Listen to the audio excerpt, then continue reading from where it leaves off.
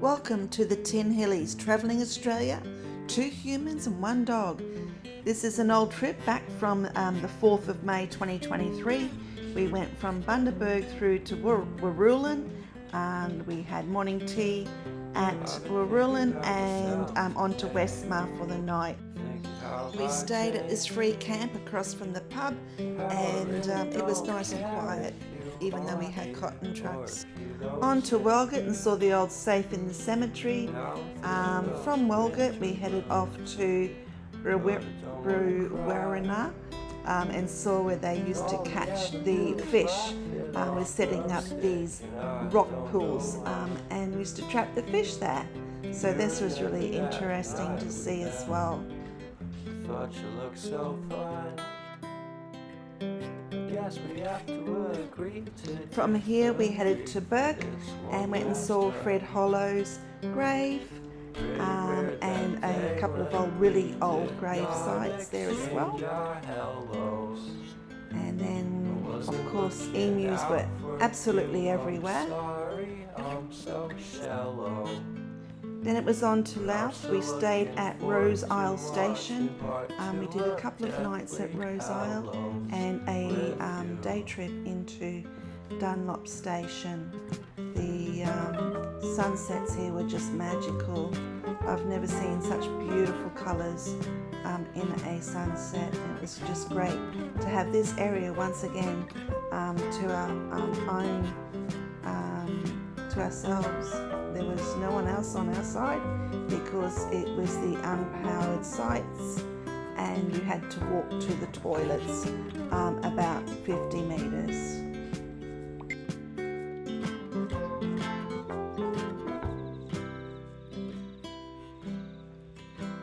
And I don't care if I got much at all here in this small town.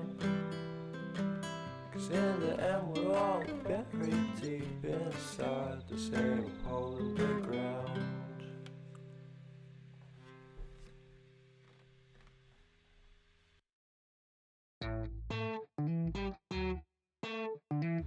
This morning we went to the Dunlop Station to have a look. It was very good to go and see. Absolutely recommend this little trip in to have a look at this station. It is actually on the river, and it shows where the paddle steamers used to come up to their own store, which we're going to have a look in just now, and used to load and unload straight into the store for the station. A massive, huge land was owned by this family, and it was like their own little city.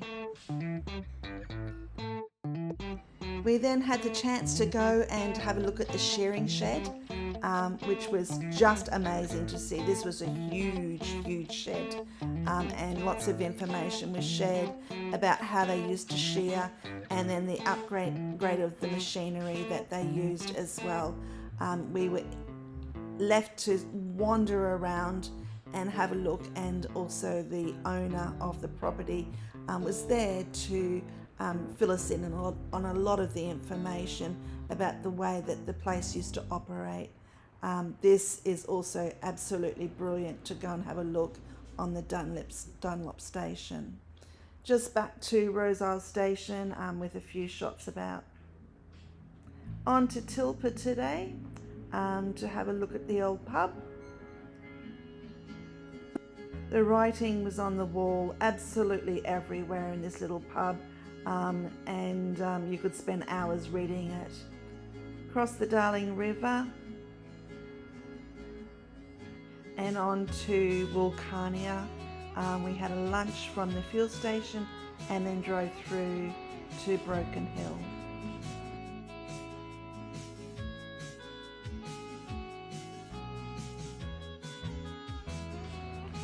Spent the day at Silverton, that's the Silverton Dam, and this is right on top of the highest hill that you can drive up to for an outlook. We're really quite high up here, and you can see all the old roads that were part of making Mad Max 1. And we went to the museum for Mad Max it was quite good to go and have a look through. We could take photos of this area, but the really good stuff we couldn't take photos of. So just looking through a few of the old buildings in Silverton, and this really cool artist gallery that he had. You could take photos of his art. That's the old church on the hill, and of course the hotel. We went through the old museum there, and there were amazing things to see. Just so many photos to take, and this is just a tiny little bit of a few of the things that we saw.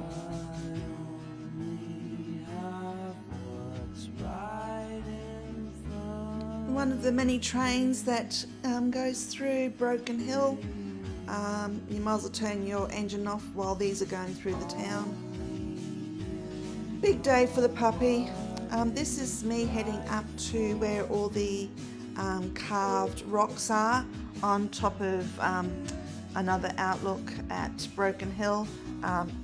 Ian and Nixie had to stay down because this had no access for animals to go up.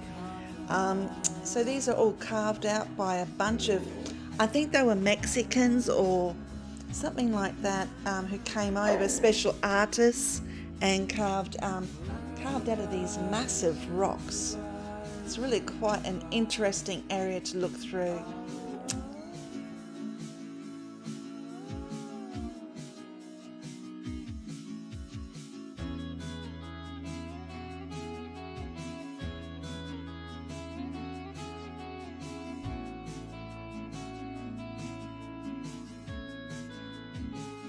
And we looked through Pro Hearts Gallery, something I thought I would never be interested in, but wow, it was so worthwhile going and having a look how this fellow used to do his paintings, and his paintings are amazing.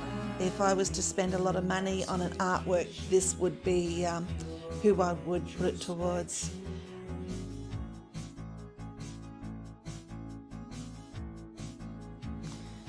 So this is the memorial. It's called the Line of Load Miners Memorial, just up from the main part of Broken Hill. And mining has claimed more than 800 lives over the years at Broken Hill, and the dramatic Line of Loaders Miners Memorial overlooking the city is a memorial to them.